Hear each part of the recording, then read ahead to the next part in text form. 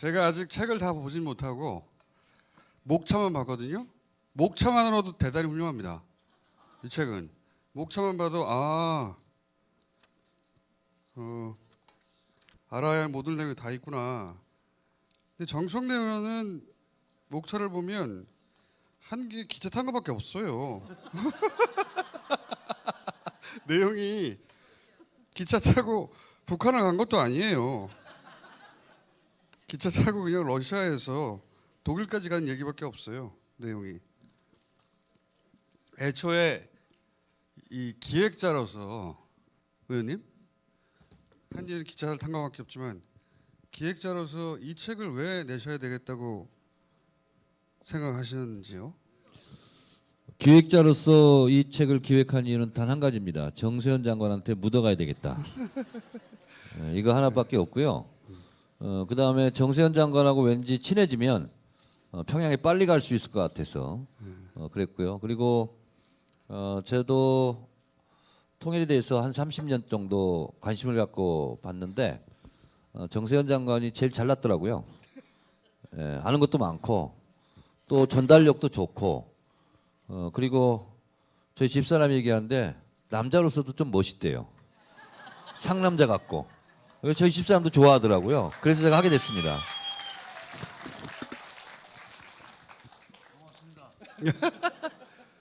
장관님, 저도 장관님과 인연이 짧지 않은 편인데 그 책에 보면은 개인적인 이야기가 전 그 부분만 읽어봤습니다. 장관님이 이때까지 어떻게 하다가 이 통일 이슈의 전문가가 되었나 이야기를 쭉 어린 시절부터 쓰셨어요. 그리고 이제 맨 마지막에 보면 이런 얘기가 있습니다. 제3의 전성기가 온 것 같다. 제3의 전성기가 온 것 같다고. 전성기라는 건 제가 인정합니다. 제 첫 번째, 두 번째 전성기는 언제였습니까? 장관님? 마이크 안 나와요. 이걸로 하세요.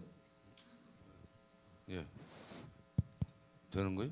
예, 예. 됩니다. 첫 번째 전성기가 언제예요? 제3의 전성기라고 하는 표현은 김어준 공장장이 뉴스공장에서 나한테 했던 거고 나는 지금 최초의 전성기입니다. 아니 농담이 아니에요. 뭐 얘기가 길어질 것 같아서 저 길게 얘기 안 하겠는데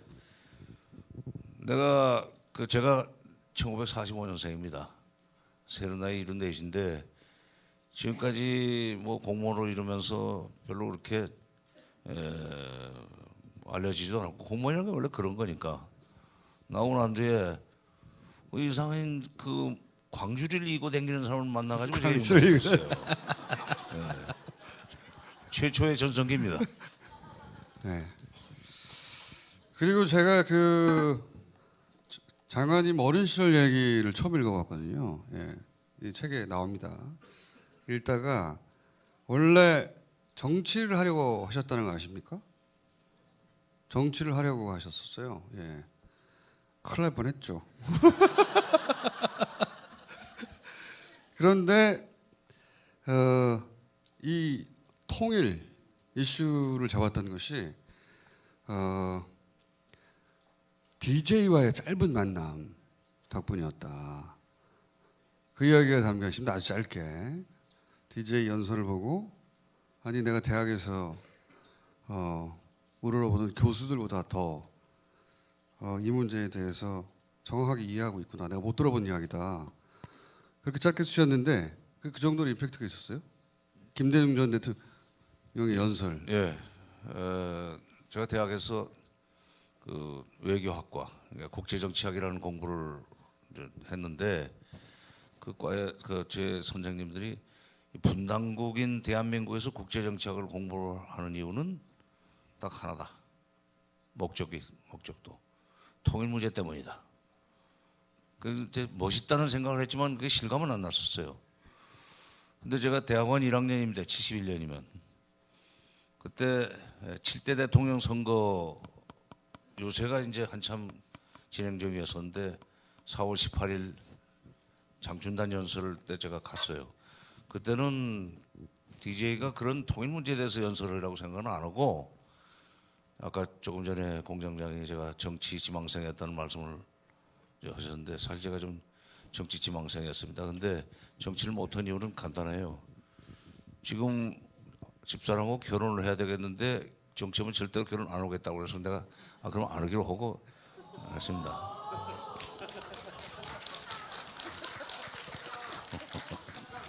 사모님이 현인이었네요. 근데 4월 그 18일 장춘단 연설을 듣기 위해서 연설 기법을 배우러 갔어요. 그 당시에 저희 젊은 사람들, 저희 또래 정치 지망생들한테는 김대중이가 연설을 잘하니까 그걸 배워야 된다. 박정희 대통령 연설은 책 읽는 식으로 하니까 굉장히 선동적이죠. 그걸 배우러 갔는데 앞에 얘기는 다 기억이 안 나고 지금 국제정세 쪽으로 얘기가 넘어가면서 지금 미국 소련이 서로 지금 화해를 하려고 그러고 미국 중국과도 화해를 하려고 그러는 이 마당에 남북이 이렇게 살아도 되겠느냐. 미중 화해, 그다음에 또 미소 화해 이런 식으로 국제 정세가 바뀐다면은 남북 간에도 스포츠 교류도 하고 이산가족 상봉도 하고 기자 교류도 하는 식으로 좀 해야 되겠다. 그러려면은 미국과 중국이 아니라 미국과 미소 중일이 네 나라가 각각, 그러니까 미국과 일본은 북한을 인정하고 또 소련 중국은 우리를 인정하는 식으로 해서 4대국 교차 승인 하에 남북 교류 협력을 해야 된다. 그 얘기를 듣고 이거는 대학 교수들보다도 훨씬 더 말하자면 정보도 많고 대책을 확실하게 내놓는구나. 분단국에서 통일 문제를 해야 된다는 국제정치학을 공부하는 이유가 통일 문제 때문이라고 하더니 바로 이런 거구나. 그래서 그때부터 이제 제가 공부를 하고 독학으로, 그리고 어떻게 발작을 해서 그러는지 77년에 제가 박사 논문을 쓰기 위해서 통일원에 들어갔습니다. 사실은 준공 자료는 그때 통일원하고 중앙정보부밖에 볼 수가 없으니까.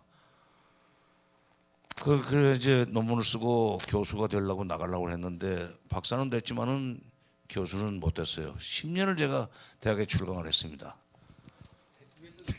케이크도 많이 사다 줬는데 안 됐어요 결국.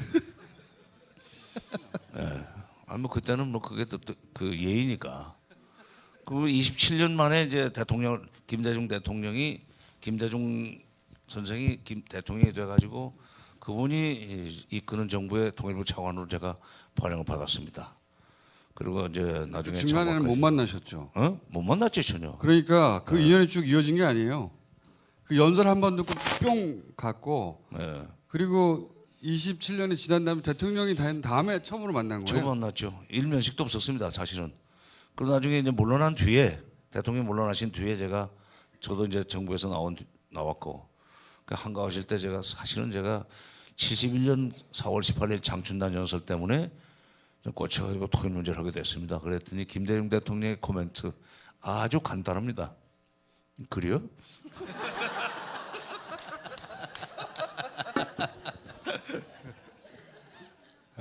장관님의 특징이죠. 다 일자를 얘기하는 거.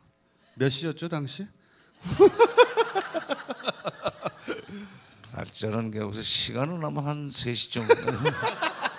아니요, 물러나신 뒤에는 일주일에 한 번씩 정세 토론을 하자고 이제 부르시니까 이제 임동원 장관, 저 박지원 의원 이렇게 해서 국내외 정치 정세를 논하고 바로 대책을 만들 건 아니지만 그래도 뭐 정리는 해둬야 되기 때문에 상황을 그런 자리였었어요. 제가 사실은 그때 그 연설을 안 들었으면 이거 안 했을지도 모릅니다. 그랬더니 그래요? 그렇게 해가지고 말 나온 김에 그 박지원 장관님의 이 북한 문제에 대한 실력은 어느 정도 됩니까?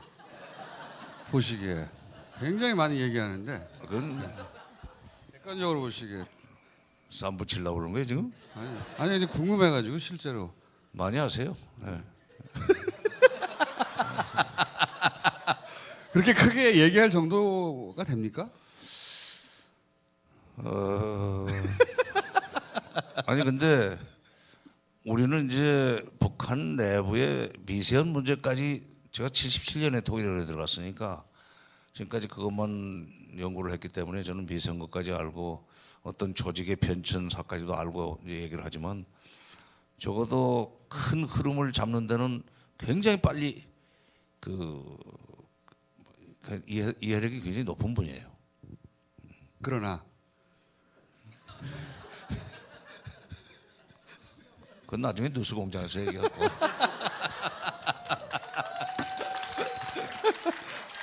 왜냐하면 두 분이 각각 사석에서는 서로를 디스하거든요. 서로를 디스한다고 요즘 나는 디스한 적 없어요. 있으신 걸로 제가 기억하는데 자 이제 황재욱 박사님을 소개해야 되는데요. 예. 외교안보 전문가, 민족화해협력 범국민협의회 정책위원장. 책 제목이 왜 안 들어가셨습니까? 왜냐하면 정정하는 게 훨씬 더 부드럽게 잘 넘어가더라고요. 그래서 제가 양보했습니다. 아 제목에 정정. 네. 정정황도 괜찮은데. 아 그래요? 예. 선생님은 이제 통일 편익에 대한 이야기를 하세요. 예. 통일이 대하는 당위에 대해서 여러 가지 방식에서 접근할 수 있는데 우리한테 이익이라는 거죠. 이 경제적 관점에서도. 그 얘기부터 제가 한번 시작해 볼까 하는데 장관님한테 이거 먼저 여쭤보고 의원님은 내려가셔도 됩니다. 안 돼! 의원님 열차 얘기잖아요. 예. 시베리아 횡단 열차란. 모스크바에는 모스크바 역이 없다. 예. 책 목차들이요. 첫 번째 정차역 하바롭스크. 그 쭉 역 이름들이 나와요. 끝이 드디어 베를린에 도착하다. 이렇게 끝나는 목차이기 때문에 좀 잠깐 앉아 계세요 그러면. 자, 그럼 통일이 요 대목이 좀 인상적인 것 같은데 평화 체제로도 충분한 거 아니냐. 통일 너무 관념적이고 그냥 이미 완전히 떨어져 산 지 오래됐는데 굳이 어려움을 거쳐 통일까지 해야 되느냐. 거기에 대해서 왜 통일이 필요한가. 장관님한테 먼저 여쭤보고. 그러니까 그래요? 아니 그거 지금 황재욱 박사 전공인데? 황 박사님 얘기도 있네요. 예. 통일이 주는 편익에 대한 얘기. 근데 그 이전에 하나의 국가가 어느 수준에 올라가게 해서 필요한 요소들이 있다. 그 얘기 하셨죠. 통일이라는 것이 우리가 바라는 그 강도는 굉장히 높지만 바람은 크지만 현실적으로 쉽지가 않습니다. 솔직히 제가 통일원에 들어가서 77년에 통일원에 들어서 지금까지 통일 문제를 필생의 뭐 화두로 삼고 살고는 있으되 생각할수록 이게 쉽지 않은 문제다 그런 생각이 듭니다. 왜냐하면 독일은 분단된 지 45년 만에 통일이 끝나버렸어요. 운 좋게. 근데 거기는 사실은 동족 간에 전쟁은 안 했습니다. 근데 우리는 전쟁을 하는 바람에 서로가 서로를 미워하는 마음이 워낙 커졌고 또 독일이 앉아있는 지정학적 위치는 이 한반도가 앉아있는 지정학적 위치보다도 훨씬 더 편해요 좀. 네. 우리는 굉장히 지금 그 정치적으로 지정학적으로 복잡한 자리에 앉아 있습니다. 다시 말해서 이 분단된 남북을 서로가 이용해 가지고 자기네들의 동북아시아 지역에서의 국제정치적 기득권을 만들고 키우고 유지하는 식으로 70년이 그러다 보니까 이게 남북이 화해협력만 해가지고 통일이 되겠는가 하는 그 걱정이 듭니다 사실은. 그래도 이제 할 수 없는 건 아니라고 생각합니다. 다만 하려면은 단계적으로 접근할 수밖에 없다. 일단은 사실상의 통일 단계까지는 좀 가보자. 제도적, 실질적인, 형식적인 정치가 아니라 제도적인 통일까지는 그 다음 문제고 사실상의 통일이라도 한번 일단 달성시켜 보자 하는 그런 자세로 접근해야 되지 않나 생각합니다. 왜냐하면 지금 남과 북의 경제력 격차가 1인당 소득을 보면 3만 불 대 1,600불입니다. 3만 원짜리 밥을 먹을 수 있는 사람하고 1,600원짜리 밥을 간신히 먹을 수 있는 사람하고 같이 어울릴 수 있겠습니까 지금? 그렇기 때문에 북한 경제가 좀 일어나도록 마중물을 우리가 부어줘야 돼요. 이걸 이제 퍼주기라고 하면은 통일하지 말자는 이야기인데 그것만 조금 해주면은 개방개혁으로 북한이 갈 수 있고 개방개혁이 시작이 되면은 우리 돈 아니고도 북한은 잘 살 수 있게 됩니다. 월드뱅크도 있고 아시아개발은행도 있고 철도도로도 지금 중국이 단동에서 서울까지 고속도로를 놓자고 그랬으니까 지난 5월 달에 그럼 중국은 AIIB라고 하는 아시아 인프라스트럭처 인베스트먼트 뱅크라는 큰 은행을 가지고 있습니다. 여러 나라가 같이 모아서 돈 모아서 맺는 거지만 그 돈은 얼마든지 SOC를 중국 돈으로 넣을 수도 있어요. 우리 국민들 중에 상당수가 우리 돈으로 모든 걸 먹여 살려야 된다는 생각을 하고 통일에 대해서 겁을 내는데 처음에 우리가 마중물만 부어주면은 돌아가게 돼 있습니다. 그래서 남북 간에 경제적인 교류 협력을 하는 동안에 경제 공동체가 되고 그렇게 되면 자연스럽게 사회문화적으로 동질성이 커질 겁니다. 거기까지만이라도 하자 이거지. 정치적으로 하나의 국가, 하나의 국호 또는 하나의 무슨 뭐 정부, 하나의 국기, 하나의 군대 이거는 그 다음 문제로 넘기고 일단 그런 정도 사실상의 통일까지라도 가보자. 그러기 위해서는 기본적으로 교류 협력이 필수적인 조건이다. 그런 얘기를 지금 하고 있을 겁니다. 예, 이 책에서. 일본이 왜 우리보다 통일 비용을 계산한 겁니까? 책에 보면 그런 얘기 나오는데. 예, 그 짓을 했죠. 우리나라를 둘러싸고 있는 네 나라 중에 통일을 가장 싫어한다고 그럴까 두려워하는 나라가 일본이라고 저는 생각합니다. 일본이 우리한테 헌 짓이 있기 때문에 통일되면 상당히 지금 그 원수를 갚을 거라고 생각을 해서 그런지 모르지만 그러니까 그 네 나라 지금 미국, 일본, 중국, 소련, 러시아죠 지금은 이 모두가 다 사실은 통일의 원심력입니다. 그 네 나라가 통일이 못되도록 잡아 끄는 또는 뭐 방해하는 나라들도 있고 일본 같으면 이제 그런 쪽이죠. 그 통일의 원심력으로서 일본 이게 왜 우리 통일 비용에 대해서 관심을 가졌는가? 1990년에 통일이 되지 않습니까? 독일이? 그리고 바로 그 이듬해 일본이 난데없이 일본의 장기 신용은행이 독일식으로 돈을 쓰기로 한다면은 한반도 통일에 돈이 얼마가 들겠는가? 우리가 용역을 준 적도 없고 부탁도 안 했는데 저희들이 먼저 알아가지고 그렇게 연구를 시작했어요.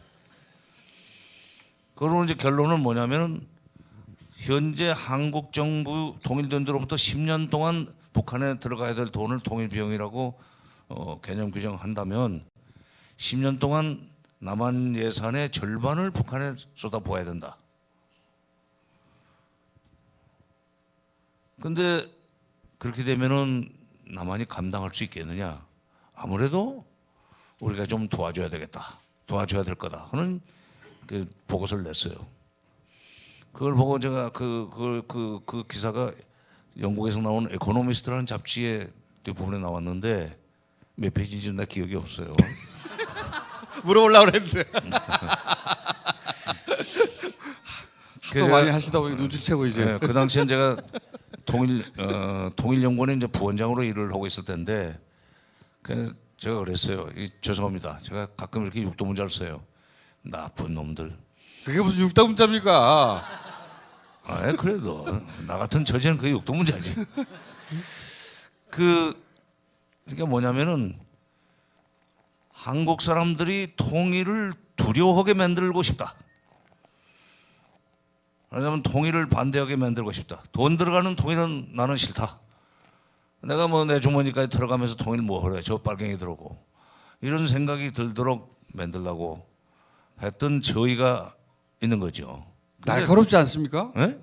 날카로워요. 왜냐하면 보통은 그거 읽고 돈 많이 드는구나 어렵겠다 이렇게 생각해야 되는데 이거 돈 많이 들어서 통일이 필요 없다고 생각하게 만들어야 되겠다. 그렇지. 그 그러니까 의도로 읽는 거거든요. 한국 국민들의 분단 고착 쪽으로 생각을 굳히도록. 그러니까 그래서 이제 그 분단 이데올로기죠. 그러니까 그런 짓을 일본이 했었는데 더 이제 웃기는 것은 그러고 난 뒤에 김영삼 정부로 넘어오면서 명색이 경제학자들이라는 국내 경제학자들이 일본이 계산한 것보다 훨씬 더 많은 돈을 들여서 북한을 좋게 해줘야 된다는 식으로 연구를 해가지고 막 경제학적으로 발표를 하는데 그 당시 저는 그 당시에 대통령 비서관이었었습니다만은 김영삼 대통령께서 좀 반복의식이 강한 분이었었어요. 그러다 보니까 북한 붕괴론을 믿고 계셨습니다. 그러니까 북한 붕괴론이 나오고 그다음에 이제 통일 비용 계산이 나오면서 많은 사람들이 이게 차라리 북한 붕괴 안 되는 게 낫겠다. 돈이 저렇게 많이 들어간다면 그러면 GDP 예산의 절반 정도가 아니라 GDP의 절반을 쏟아 부어야 될지도 모른다는 그런 공포가 나오면서 차라리 통일 안 하는 게 좋겠다는 정서가 국민들 사이에 불이 내리기 시작합니다. 그러다가 이제 그게 가신 것이 김대중 정부 들어서예요. 북한은 절대로 붕괴하지 않을 거고 우리는 붕괴를 원하지도 않는다. 흡수 통일하지도 않을 거다. 화해협력을 해가면서 아까 말씀드린 대로 사실상의 통일만 해도 대단한 거다. 제도적 통일까지 하려고 그러면 그것도 또 다른 또 문제가 있으니까 또 국제정치적인 그 방해도 있을 거고 통일의 원심력들이 그러면서 이 사실상의 통일 정도를 대북 정책의 목표로 삼는다 하는 정책을 추진하고 북한과 화해 협력하는 바람에 붕괴론은 사라졌었죠. 그러다가 붕괴론이 노무현 그 정책은 노무현 정부까지 이어집니다. 아까 이종석 장관이 저를 그렇게 소개했는데 바로 김대중 정부의 대북 정책이 노무현 정부에서도 계승된다 하는 것을 상징적으로 북한한테 알리는 메시지로서 저를 그대로 앉혔다고 저는 봐요. 덕분에 그래서 장관을 두 차례 했다고 맨날 그 꼬리표가 붙어 다니는데 그러고는 이명박 정부로 넘어오면서부터 이명박 정부와 박근혜 정부는 북한 붕괴론자들입니다. 대통령이. 그러면서 통일비용이 또 계산이 됩니다. 그러니까 앞으로 여러분 혹시라도 통일비용 계산을 누가 이 얘기를 하면은 그는 기본적으로 그 사람은 소위 이 분단 이데올로기를 전파하려고 하는 사람으로 생각을 하셔도 틀림이 없을 겁니다. 돈 별로 안 들어요. 걱정 마세요. 그러니까 돈이 얼마가 드느냐의 관점에서 보는 사람들은 사실 그건 저희가 있는 것이고 그게 가져다 할 이익이 뭐냐 이제 따지는 사람들 그분들의 이야기를 주목해야 되는데 그분이 이제 바로 옆에 계신 황재욱 박사님입니다. 예. 네. 제가 시킨 말씀하십시오. 예.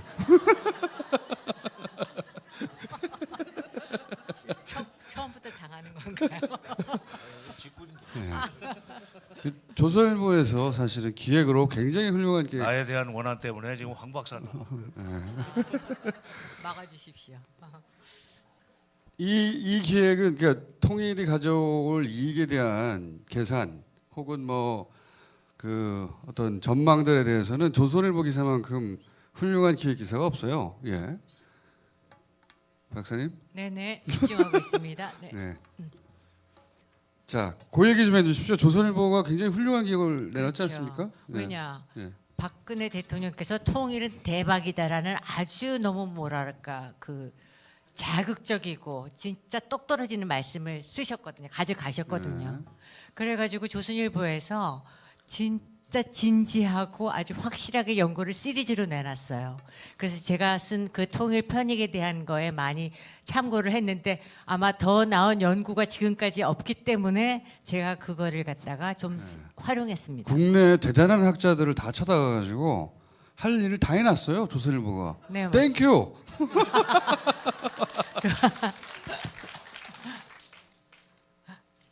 설명을 좀 해주십시오. 그거.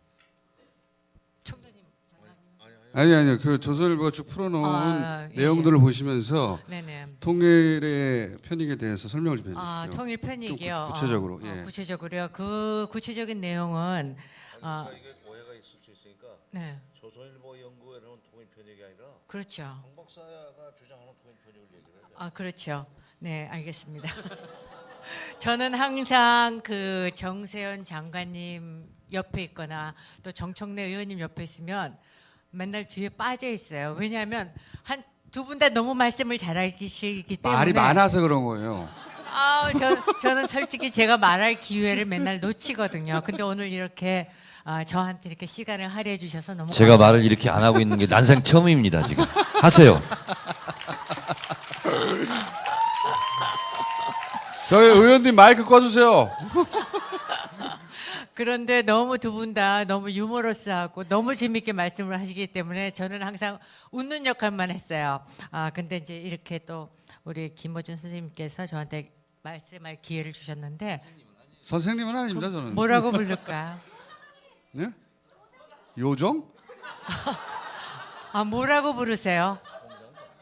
공장장님. 예, 요새는 공장장으로. 공장장님이요. 저분은 공장장이고요. 저는 뉴스 농장장입니다.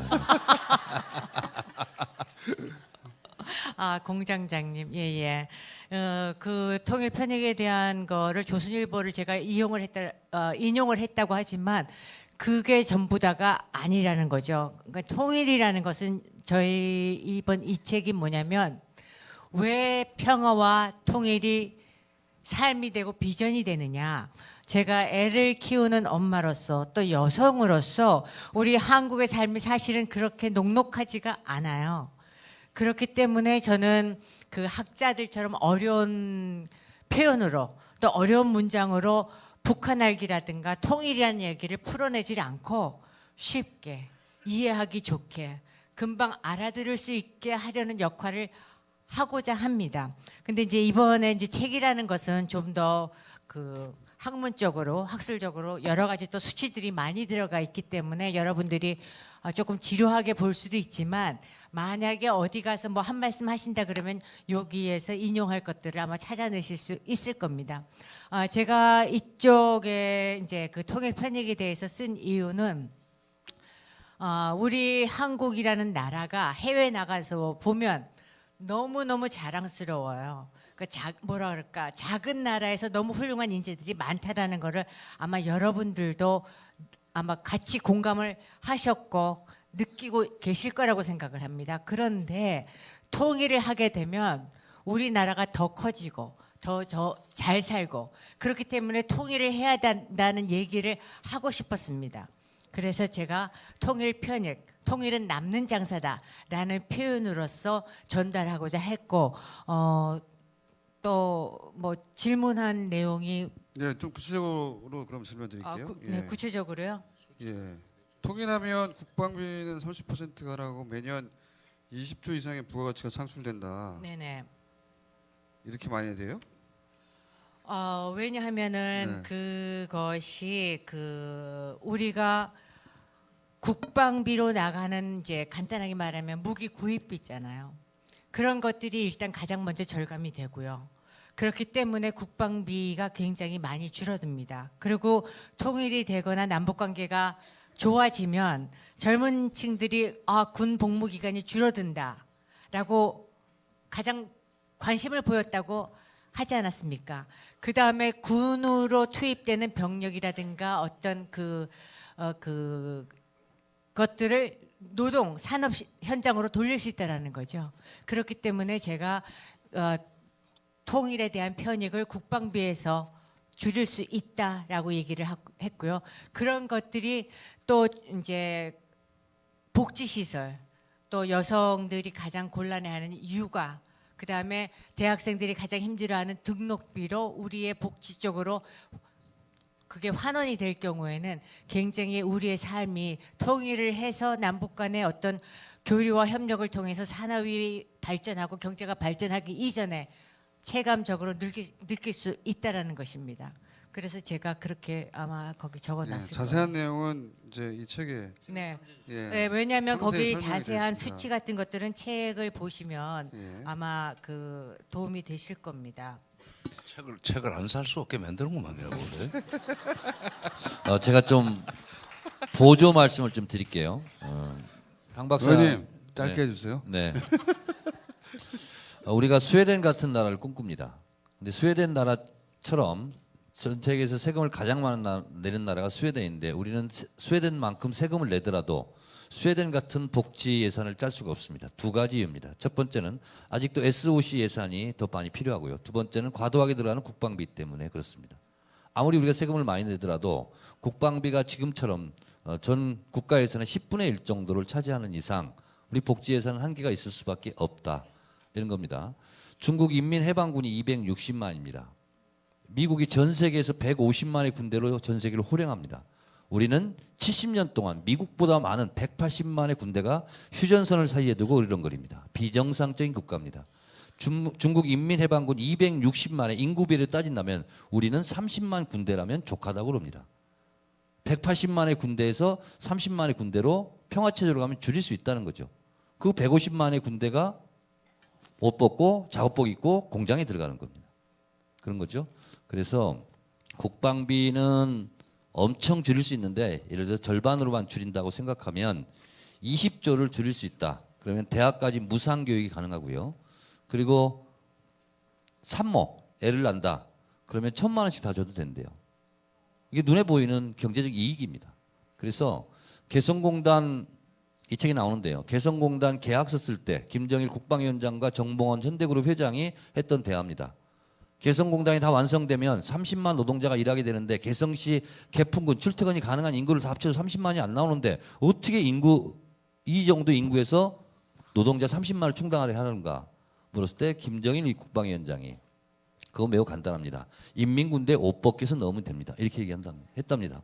그러니까 평화가 곧 돈이고 평화가 곧 경제고 평화가 곧 더 커지는 거고 평화가 곧 행복해지는 것이다. 황재욱 박사의 보조 발언이었습니다. 잠깐만요. 제가 죄송합니다. 발언권 1초, 10초만. 김대중 대통령이 대통령 되시기 전에 그 정치인으로서 성장하는 동안 그분 연설에는 숫자가 굉장히 많이 나옵니다. 오늘 지금 정청래 의원이 즉석에서 숫자를 갖다 와서 인용해가지고 보조 발언하는 거 보니까 괜찮네. 네.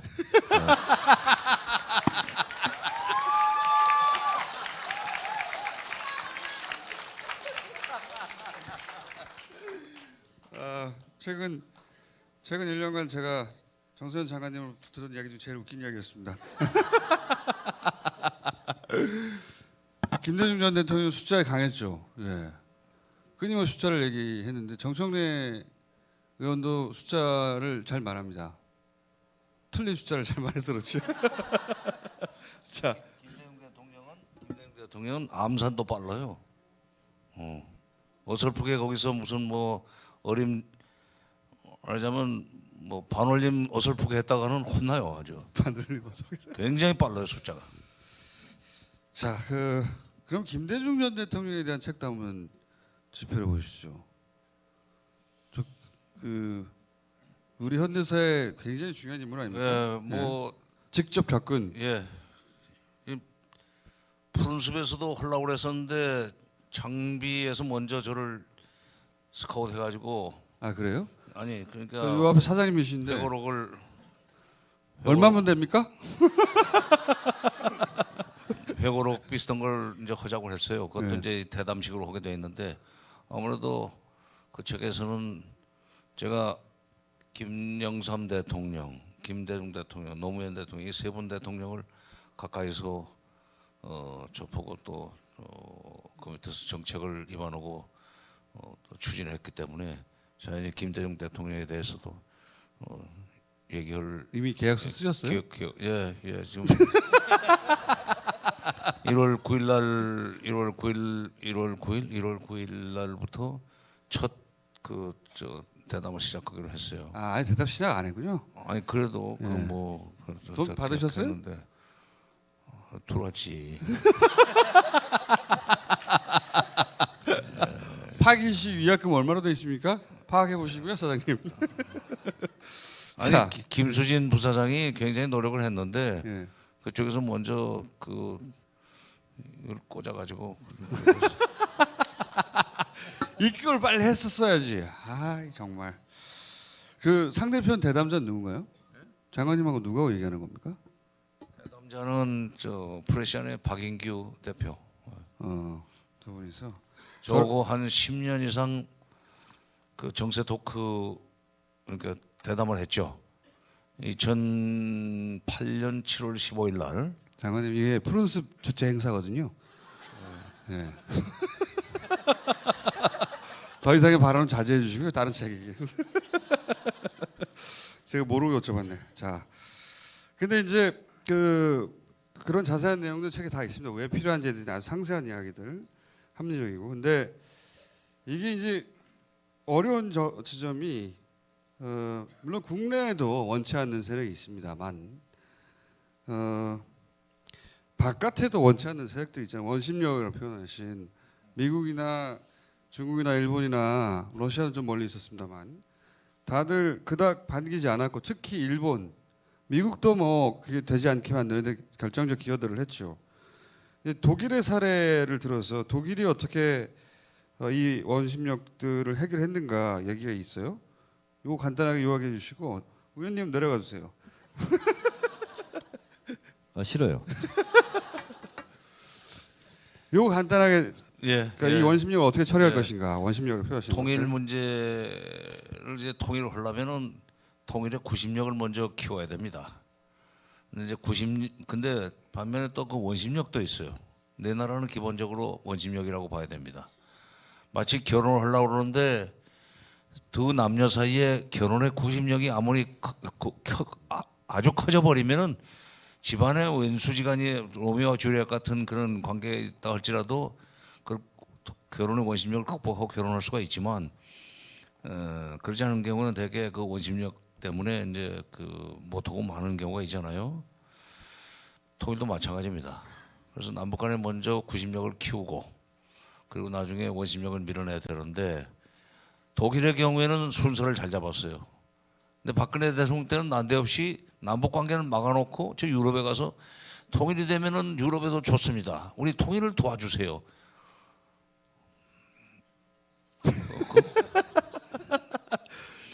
그건 잘못된 거고. 예. 참고로 자료는 남습니다. 네, 그러니까 독일의 경우에는 먼저 69년에 집권한 사회민주당이 라인강의 기적이라고 이 별명이 붙은 경제적 부를 그 기민당이 벌어놓은 돈입니다. 근데 그걸 국내적으로 분배 충분히 나눠 쓰고 그러고 남는 돈을 동쪽으로 보내기 시작했어요. 20년 동안을 보냈습니다. 그래서 70년부터 시작해가지고 베를린 장벽이 무너지던 89년까지 만 20년 동안 총 1044억 도이체 마르크가 들어갔습니다. 그건 독일 정부가 발표한 숫자예요. 그걸 달러로 환산하면 약 580억 달러입니다. 그럼 580억 나누기 20 하면은 연간 29억 달러씩 갔다는 얘기예요. 그 29억 달러씩 먹을 것과 입을 것 또는 사소한 무슨 건축 같은 데 쓸 수 있는 돈이 들어가면서 동독의 민심이 서쪽으로 넘어오기 시작했습니다. 89년 11월 9일 베를린 장벽 붕괴는 마음은 이미 넘어왔고 몸이 마저 넘어오는 순간이었다. 그렇게 해서 베를린 장벽이 이제 무너지고 난 뒤에 서독 정부는 아주 원심력을 밀어내기 위해서 현명하게 접근을 합니다. 가장 큰 원심력이 될 수 있는 미국한테 통일된데도 여기 와 있는 4만 명의 미군은 계속 남아 있어 달라. 나토에 모자를 쓰고 있었으니까 통일된 뒤에 유럽 질서가 굉장히 요동칠 텐데 미군이 여기 남아가지고 유럽의 질서를 안정시켜주길 바란다라고 하니까 그 당시에 90년이면은 아버지 부시 때인가? 아니, 오케이. 장관님이 이렇게 헷갈릴 때가 있네요. 아니 그래 그래야 재미가 있지. 그 미국이 오케이. 소위 미국의 바이탈 인터레스트에 호소를 하니까 통일을 도와주겠다고 나선 겁니다. 통일의 가장 큰 원심력이 될 뻔했던 미국을 통일의 90력의 훌륭한 조력자로 만들어 버렸어요. 그래서 소련을 밀어냅니다. 근데 베를린 아니 동독 쪽에 소련 군대가 40만 정도 나와 있었어요. 바르샤바 조약 군대 모자를 쓰고 데리고 가라. 그래서 고르바초프가 간다. 근데 좀 차관을 달라. 우리 경제가 좀 어려우니까 차관 주지. 그랬더니 뭐까지 요구를 하느냐. 이 군인들이 물러나 돌아가면은 살 집이 없는데 그건 좀 어떻게? 그 집 질 돈도 준다. 그래서 소련 군대가 나갑니다. 그러니까 두 번째 원심력으로 작용할 수 있는 소련을 그렇게 해서 돈으로 내보냅니다. 그다음에 이제 영국이 방해를 하려고 그랬는데 영국은 전통적으로 독일과 불란서를 쌈붙여 놓고 저희들은 식민지 개척했던 나라입니다. 그래서 그걸 밸런스 오브 파워 외교라고 그러는데 세력 균형 외교. 이게 고르바초프한테 마가르트 대처가 그랬어요. 지금 독일이 다시 통일이 되면은 또 전쟁이 일으킨다. 그러니 러시아와 우리가 소련과 우리가 손을 잡고 이걸 막자. 그랬더니 고르바초프가 늦었다. 근데 돈 받았다는 얘기는 안 했어요. 그들은 이미 통일의 90력이 커져가지고 우리가 말릴 수가 없게 됐다. 마가르트 대처가 공중에 붕 뜬 거죠. 그 다음에 프랑스 미테랑 대통령한테는 당시 헬무트 콜 총리가 수시로 전화를 해서 제일 독일 통일을 두려워하는 나라가 불란서 아닙니까? 싫어하는 나라는 영국이고 어떻게 우리가 통일 이후에 어떻게 해주면 불란서가 걱정하지 않겠는가. 아주 주문만 해라. 나 그대로 다 하겠다. 이런 식으로 해서 통일의 원심력으로 작용할 수 있는 불란서를 이렇게 막았습니다. 근데 우리나라의 경우에는 주변국만 원심력이 아니라 내부에도 원심력이 있습니다. 바로 붕괴론을 얘기하고 통일 비용론을 얘기를 하면서 통일에 대한 공포를 일으키는 사람들, 이게 원심력이에요. 그 다음에 철도도로 연결하는데 철도도 연결 공사하러 가는데 그 기름 가지고 가는 걸 또 퍼주기라고 하는 사람들, 이게 원심력입니다. 우리 내부에 많아요. 70년 동안 분단되어 있다 보니까 분단을 전제로 해서 구축된 기득권이라는 게 있습니다. 제일 큰 것이 방위산업. 그 주변에서 이제 사는 사람들. 두 번째, 반공을 전제로 해서 여러 가지 글을 쓰고 또는 뭐 신문을 냈던 사람들. 이게 지금 분단 체제의 기득권을 누리는 사람들인데 이 사람들이 사실은 통일의 내부 원심력이에요. 우리는 독일의 경우에는 그런 게 별로 없었는데 우리는 이 분단의 세월이 길다 보니까 그 통일의 원심력이 내부에도 있습니다. 상당히 큰 힘을 가지고 있습니다. 이름이 어떻게 됩니까, 그 사람들? 예? 그 사람들 이름이 어떻게 됩니까? 예. 모든 사람이 다 아는 사람들입니다. 예, 그것까지는 곤란하고 나는 명예훼손을 고소한. 장관님의 또 보조 발언하겠습니다. 제 발언 기회가 없을 것 같아서 중요한 얘기를 안 하셨는데요. 우리로 치면 김대중 노무현 정부가 독일로 치면 사회민주당입니다. 빌리브란트 동방정책, 우리로 치면 햇볕 정책이죠. 근데 정권을 잃었어요. 독일로 치면 이명박근혜 정권은 넘어갔어요. 그 첫 번째 수상이 헬무트 콜 수상입니다. 그러면 전 정권, 다른 당 정권이에요. 동방정책을 계승했을까요, 안 했을까요? 했습니다.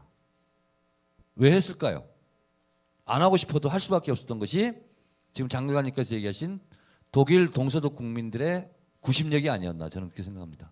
할 수밖에 없는. 기민당은 반대했대요, 당 내부에서는. 근데 콜 수상은 받아들였다는 거죠. 독일 국민들의 여망, 구심력이 컸기 때문에 다른 정권의 동방 정책을 계승했다는 거죠. 우리로 치면 김대중 대통령의 햇볕 정책을 이명박 정권이 계승하는 거예요. 그래야 되는 거예요. 근데 우리는 그러지 않았죠. 그러니까 국민들이 평화에 대한 열망, 통일에 대한 열망, 여론 이런 것이 넘쳐나고 그것이 구심력으로 작동을 하면 다른 생각을 못 한다는. 아니, 나한테 이게 배워가지고 나보다 더 잘 설명을 했나 열심히. 그래서 우리의 통일 평화는 우리 민족끼리 가장 하는 것이 바로 이 구심력을 장관님께서 얘기하시는 것 같습니다. 아니 이 책을 쓰기 전에는 그런 얘기 못했어요. 근데 이 책 쓰면서 뭐 이렇게 대담하면서 듣더니 정청래는 훨씬 더 특기예요, 설명을 그래. 잘해. 예, 정청래는 특기예요. 아니 뭐 주소 정투로라면 주소 들어가지고 막 편집한 다음에 본인의 이야기로. 예, 그걸 또 본인의 이야기화를 굉장히 잘합니다. 요즘 유튜브도 열었잖아요. 예, 유튜브 정청래 팀 몇만 명이죠 지금? 33,817명입니다. 현재 기준으로. 예. 단시간 내에 굉장히 많이 는 거죠. 한 달 정도 됐죠? 2달 됐어요. 2달. 아, 2달이면 많지 않네요. 한 달에 저동됐으면, 하여튼 뭐 2달에 저동된 것도 일반인으로서는 있을 수 없는 속도인데, 예. 아니, 그러니까 정청래 의원은 지금 일반인이에요. 나한테 그 들은 걸로 유튜브에서 돈을 그렇게 벌고 있단 말이야 지금? 그러면 이게 저작권 예. 문제지. 인용 얘기를 안 해요. 얘기할 때. 자 오신 분도 혹시 모르셨으면 정청래 TV 구독해 주시고요. 예. 조용히 해. 청래달 좀 조용히 해. 자 주시고 자 시간이 그렇게 많지는 않은데 이거 저를 부르면 2시간 정도 주셔야지 30분 불러가지고 이거 됩니까? 조용히 해 청래당. 자 제가 보다가 목차를 보면 그 목차로 굉장히 잘 정했어요. 그래서 무슨 내용이 안에 있겠다 금방 짐작이 가는데 예? 그렇게 목차밖에 안 보고 왔어요 제가. 근데 제가 목차 말고는 그 서문 결문만 읽었습니다. 근데 서문 결문 중에 꼭 여쭤보고 싶었던 게 제가 평소에도 궁금했던 게 그 정 장관님이 올해 그 정말 월드 투어를 했어요. 농담이 아니라 정말로 전 세계 교민 사회로부터 초청을 받아서 전성기예요 정말. 이렇게 초청 많이 교민 사회로부터 받는 사람 없어요. 전성기를 구가하고 있는데 근데 저도 이제 교민 사회와 예전에 뭐 나는검사부터 비롯해서 가서 만나게 되면 젊은 층은 좀 덜 그런데 1세대들은 본인들이 이민 온 시점에 딱 멈춰져 있어요. 70년대 온 분들은 70년대 사고방식이 딱 멈춰져 있고 다 그렇습니다. 그러니까 그분 세대 그러니까 한 40대 50대 한 50대만 넘어가도 냉전 사고로 완전히 고착되어 있는 태극기 부대하고 큰 차이 없는 그 대북 인식을 가지고 있거든요. 근데 이제 그분들을 쭉 만나셨잖아요. 그렇죠? 예. 그러면서 그 변화가 있는지 그 얘기가 궁금했습니다. 예. 그거 굉장히 중요하거든요. 사람이 실제. 그분들도 투표해요 이제. 사람이 10대 때 하는 일이고 20대 때, 30대, 40대, 50대, 60대 이렇게 나이 들어가면서 모습도 바뀌지만은 뭐 기본은 남아 있지만 모습이 바뀌고 성격도 좀 바뀌고 하는 짓도 더 달라지는 거 아닙니까? 10대 때는 개구장이었지만 20대 때는 우젓해지는 수도 있고 20대 때는 뭐 약간 뭐 조폭 비슷하게 살았지만은 30, 40대 와서는 아주 그 착실한 가장으로 살 수도 있고 그런데 그러니까 사람이 10대, 20대, 30대, 40대, 50대 다르듯이 북한도 50년대 북한, 60년대 북한, 70년대 북한, 80년대 북한이 같을 수가 없습니다. 90년대 북한 또 다르고 2000년대 넘어서 북한은 또 다릅니다. 근데 이제 저희 그 선배들이죠. 70년대 남북대화 시절에 그때 현장 경험을 가지고 있던 분들은 지금도 얘기할 때 보면은 70년대 북한의 모습을 머릿속에 넣어놓고 얘기를 해요. 80년대 남북대화 일선에서 뛰었던 분들은 또 그때의 모습을, 북한의 모습을 가지고 얘기를 합니다. 아니면 변했다고. 에이구, 변하기는 그놈들이 무슨 90년대, 80년대, 120년대 또 다릅니다. 근데 저는 이제 다행히도 그 현장에 오래 있고 계속 이거를 지금 뭐 전성기라고 이름을 부를 정도로 제가 이걸 계속 연구를 해야 되는 관계로 오늘 현재 이 시간에 북한은 지금 뭘 하고 있나 하는 데서 관심을 많이 가지고 제가 전성기라고 해드렸는데 본인이 자꾸 전성기라고. 그러니까 북한은 지금 현재 있는 그대로의 모습을 현재 북한으로 인정을 하고 그걸 어떻게 관리할 것인가, 이게 대북 정책이 돼야 됩니다. 60년대 북한의 모습을 머릿속에 넣고 그거를 관리하는 대책은 소용이 없어요. 근데 이제 그런데 이제 그런 고집을 하는 사람들이 있죠. 지금 뭐 태극기, 성조기 같이 들고 다니는 분들은, 그분들은 6.25 내지는 60, 70년대 북한, 60, 70년대 북한은 고약했었습니다. 아주 악질했었습니다. 솔직히. 위장평에 공세 많이 하고 뭐 뒤통수 때리고, 80년대 경제가 더 이상 성장하지 못하고 90년대 와서 마이너스 성장으로 가고, 경제력이 아까도 말씀드렸듯이 우리가 지금 3만 달러, 저쪽에 1,600달러인데 1인당 소득이, 이 경제력 면에서 엄청난 격차가 나기 시작하면서 달라졌어요. 남한을 보는 눈부터가 달라졌고, 그다음에 자기들도 살아나야 되겠다는 생각을 강하게 하기 시작했고, 특히 정치적인 공세로 통일할 수 있다는 착각은 안 합니다, 이제.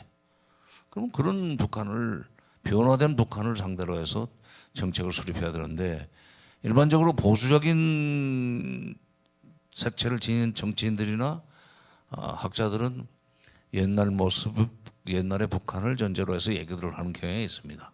교민들도 그렇죠. 네? 그러니까 제가 이제 그런 경험들, 특히 교민 사회 쭉 만나셨잖아요. 전 세계. 교민 사회가 그게 심해요. 특히 떠날 심한- 때 모습을, 그러니까 자기가 이 조국을 떠날 때 북한의 모습, 떠날 때 한국의 능력, 이걸 전제로서 얘기합니다. 제가 이 질문을 드린 이유가 뭐냐면, 그분들을 그렇게 전 세계에 흩어져 있는 교민들을 만나서 직접 장관님이 설득해 보니까 설득이 되던가, 최근의 상황 포함하여. 글쎄요. 그러니까 그때 이제 제가 바로 조금 전에 말씀드렸던 그 논리로 얘기를 했습니다. 지금 여러분들 머릿속에 있는 북한은 현재 평양에 없습니다. 여러분들이 조국을 떠나올 때 내지는 중고등학교 때 머릿속에 들어갔던 북한의 모습 없습니다. 마치 10대 때, 20대, 30대, 40대, 50대로 가면서 다 그 생각이 바뀌고 처신하는 것도 달라지듯이 북한도 그렇습니다. 그렇게 얘기를 하니까 그건 좀 말이 된다고 생각하는지, 아니 그저 특히 아틀란타에서 그랬었어요. 아틀란타가 미국에서도 상당히 보수적인 분들이 많이 사는 데입니다. 그러니까 내륙에 있고, 또 LA에서도 이제 뭐 성공한 사람들은 조용하게 살기 위해서 아틀란타로 이주를 한다고 그러던데, 그때 그 주최 측에서 그래요. 오늘 지금 태극기 부대가 많이 왔습니다. 혹시 질문이 험하게 나오더라도 양해해 주십시오. 그것까지 막을 수는 없습니다. 지금 뭐 장관이 오신다고 포스터까지 붙이고 있기 때문에 좀 교민회관 그 강당이 굉장히 크더군요. 한 400명 그냥 식사할 수 있는 테이블을 놓고도 400명이 꽉 차는데, 그러니까 조심하십시오 그러더라고요. 그래서 제가 이제 차분하게 얘기를 했어요. 한 1시간 정도. 지금 북한은 변했다. 변하고 있다. 그리고 지금 마침 이 4.27 남북 정상회담과 6.12 북미 정상회담 이후에 한반도 정세가 바뀌게 돼 있고, 이렇게 되면은 냉전 구조는 허물어지고 분단 체제도 와야 될 수밖에 없다. 이제 미국을, 북한을 미워하는 그런 식의 전제를 가지고 모든 걸 생각하는 시대는 이제 다시는 오지 않을 것이다. 그때를 대비하십시오. 라는 식으로 얘기를 하면서, 북한이 옛날 북한이 아니니까 꼭 그 옛날 방식을 고집하지 마십시오. 그러니까 고개를 끄덕거리고 질문을 하는데 그런 질문 안 나왔어요. 공격적인 질문은. 그럼 이렇게 보입니다. 저 사람 틀림없이 지금 60년대 후반이나 70년대 초에 이민 온 사람이라고 하는 게 보이죠. 나이가 있으니까. 그리고 처음에는 이렇게 보다가 나중에 이제 귀를 기울이고 고개를 끄덕거리고 그런 게 설득이 되고 있다는 증거 아니에요. 그래서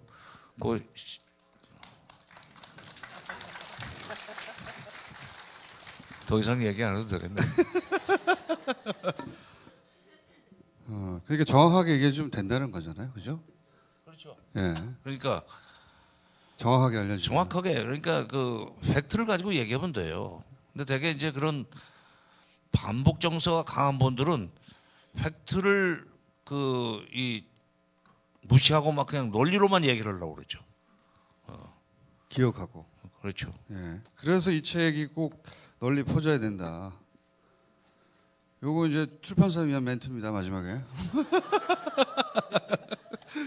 그래서 제대로 설명해 주면 사실은 그렇게 오랜 세월 60년대 70년 떠나서 똑같은 생활을 살던 분도 생각이 바뀔 수 통일도 그러니까 예, 이게 바뀔 수 있다는 거고요. 국제 왜 뭐 남의 나라의 힘을 빌리기 전에 통일의 90년부터 키워야 된다 하는 얘기를 할 때도 이 결혼의 90년과 원심력을 가지고 비유를 하니까 바로 알아듣대요, 바로.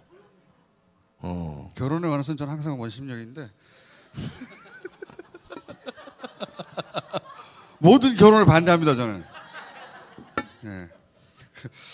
자, 시간이 벌써 준비된 시간이 다 됐네요. 예, 다음에 이 책이 더 이상 안 팔리겠다 싶을 때 한 번 더 이런 행사를 잡아주시고 그때 좀 길게 잡아주시고 장관님 마지막으로 요 해설만 해주시고 오늘 주소를 마무리해야 될 것 같습니다.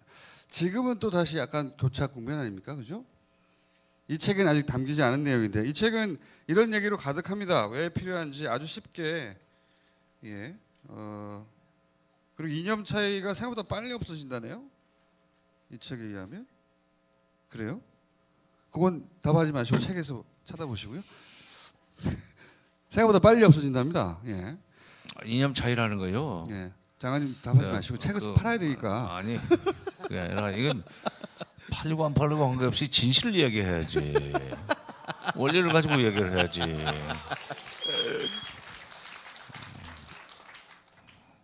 책 많이 팔려도 나는 뭐 이게 세 사람이 같이 나눠 가져야 되기 때문에 별로 많지도 않아.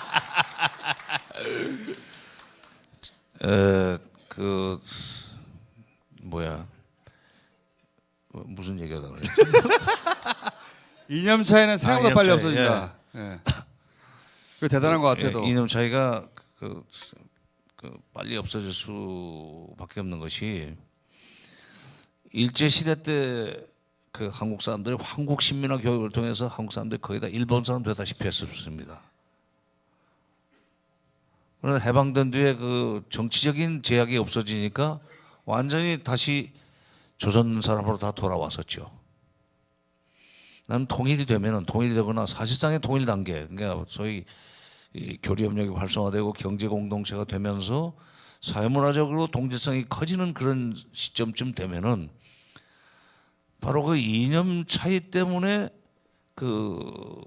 이념 차이가 아니라 그 분단 시절에 고착됐던 이념 차이.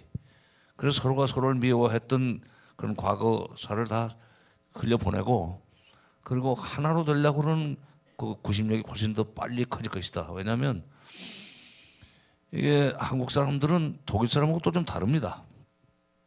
독일 통일을 우리가 부러워하지만 독일 사람들은 굉장히 냉정해요. 차갑고.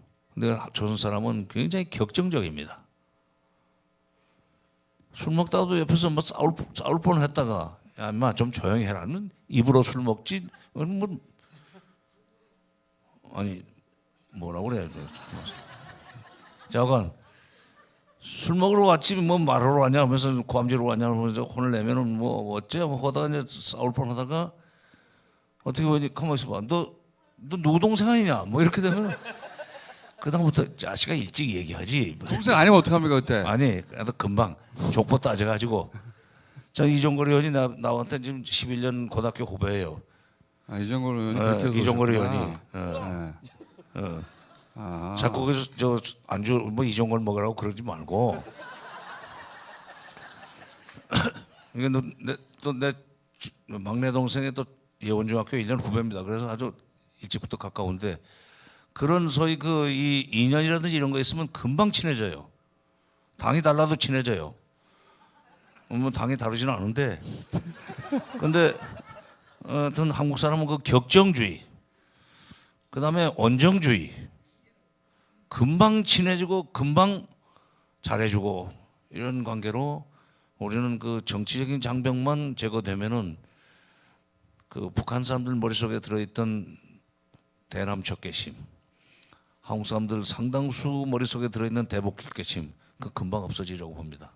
그 적개심 없어지면은 그래서 공산주의고 민주주의고 먹고 사는 게 중요하지 무슨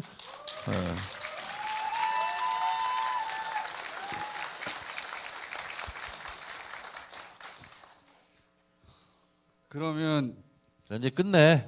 그러니까요. 저 원래 사인해야 돼. 사인해. 아, 그렇구나. 마지막은 뭐 이거 사인해야 돼. 다른 질문이 있었는데 그건 그럼 뉴스 공연에서 얘기하기로 하죠, 장관님. 예. 아, 요새 교차 국면을 어떻게 풀어야 되냐 요 얘기 좀 해보려고 그랬는데. 요즘 이 문제 마이크요, 마이크 장관님. 예. 그거 몇 분짜리입니까? 한 15분 정도 되죠, 풀려면. 15분까지 안 걸려. 그래요? 5분짜리 이내입니까? 예, 뭐 뉴스 공장에 전화로 모자란 것을 할 수도 있고. 근데 1분짜리로 얘기해 주세요. 1분짜리 그렇게는 못하고. 복잡한 문제를 어떻게 1분 만에 해결하라고 그래요. 아니 간단하게 본질만. 지금 이 북미 정상회담이 열려야만 사실은 이제 이 비핵화 문제와 북미 수교 문제 이런 소위 한반도 평화 문제가 한 단계 더 업그레이드되면서 해결 국면으로 들어갈 수 있게 됩니다. 근데 이 북미 정상회담 성사를 위해서 사전에 장관급 회담을 지금 하려다가 지금 2번 불발됐어요. 11월 8일 날, 11월 27, 8일 날. 다시 12월 초로 열릴 것 같은 그런 이 정보가 살짝 흘러나왔는데 그것도 지금 아직 불확실합니다. 그래서 저는 그동안에 여러 번 얘기를 했는데 지금 이런 상황에서는 다시 문재인 대통령이 5월 달에 했던 것 같은 일을 좀 다시 한번 해달라. 4.27 정상회담 이후에 그걸 중간 다리로 해가지고 바로 북미 정상회담을 5월 달에 하기로 하지 않았었습니까? 근데 5월 달 북미 정상회담을 준비하는 그 실무회담, 장관급 회담 과정에서 이게 비끄러졌어요. 그래서 접점을 못 만들고 있는 그 와중에 이러다가 보면 이건 5월 24일 날 트럼프 대통령이 김정은 위원장과의 정상회담을 하지 않겠다고 공개적으로 그 발표하는 편지를 공개했습니다. 편지까지 그냥 트위터로 날리질 않고 편지를 아주 사진까지 내놓았어요. 그러자 이거 큰일 났다 싶었는지 문 대통령이 바로 평양에 연락을 해서 김정은 위원장을 판문점의 통일각으로 불러내지 않았습니까? 거기서 2-3시간 만난 뒤에 김정은 위원장을 설득을 해서 말하자면 대미 요구 조건을 조금 낮추는 식으로 설득을 해가지고 미국한테 전달을 해줬죠. 그게 바로 6월 12일 날 정상회담이 성사가 될 수 있었습니다. 지금 이렇게 폼페이오와 김영철이 만날 듯 하면서도 못 만나는 것은 서로가 지금 네가 먼저 행동해. 미국은 미국대로 북한 먼저 행동을 하라고 그러고 북한은 북한대로 우리는 2개나 했는데 미국이 이번에는 1개쯤은 내놔. 이게 소위 밀고 당기는 과정에서 서로 기싸움이 됐고 이제 자존심 싸움까지 돼버렸습니다. 그들끼리 타협을 보라고 하면 절대로 타협점이 안 나올 겁니다. 미국은 미국대로 작은 나라한테 꿀릴 수 없으니까 그렇고 북한은 북한대로 작은 나라였기 때문에 야보에서 결국은 굴복했다는 소리 듣기 싫어가지고 안 한다 이거예요. 이럴 때 문 대통령이 김정은 위원장을 약속대로 금년 내로 불러내려가지고 약속했으니까 평양에서 했으니까 오라고 해가지고 여기서 김정은 위원장을 좀 설득을 해야 됩니다. 현실적으로 미국이 세계 최강의 국가고 미국 앞에 지금 버티는 나라가 없는데 중국 봐라.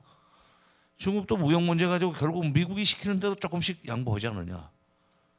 기분은 나쁘겠지만 이게 한반도의 평화를 가져오기 위해서는, 당신과 내가 평화를 가져오기 위해서는 북한이 미국의 요구를 조금은 들어주는 모양새만 취해주면 내가 그걸 가지고 트럼프를 다시 움직여서 북미 정상회담이 되도록 하겠다 하는 식의 역할을 해줘야 된다고 생각합니다.